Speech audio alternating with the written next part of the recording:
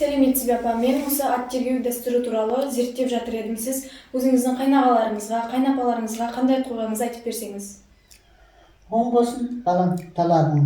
Бұл бір жақсы қазақтың салт дәстүрін зерттеп жатсаңдар, оған біз ризашылық білдіреміз, оған қуанамыз, өйткені біз ата-бабамыздың дәстүрін ұмытқымыз келмейді.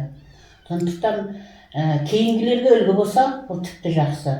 Мысалы, менің жаңағы Қазанбас деген атам болды. Оны Шойынбас ата дейтінбіз. Сарқыт деген абысынымыз болды. Оны Қазантүп деп айтатынбыз. Оны мысалы бір жаңағы ең үлкен қайнағам болды. Егіншілік кәсіппенен араласатын бригад болғаннан кейін бригад қайнаға деп айтатынбыз.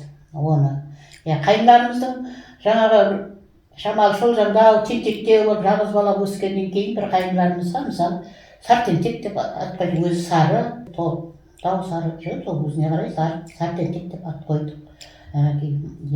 Өзім сосын туған қайыныма кенже бала деп ат қойдым. Ол ат қойғаннан ешкім келмейді, қайта ол анау қуанышты жүрегінде, оның да жүрегіне жылылық ұялатасың, өзіңде де жүрегінде жылылық ұялып, ананы өзіңе ағайын туған жақындатасың. Сондықтан қысқаша айтып жатырмын. Айта берсін, көп айтып кеткен іздердің біз ізін әлі біз жалғастырудамыз. Бізден кейін де жалғастыратын жастар болса, тіпті тым алақай біз қуаныштымыз.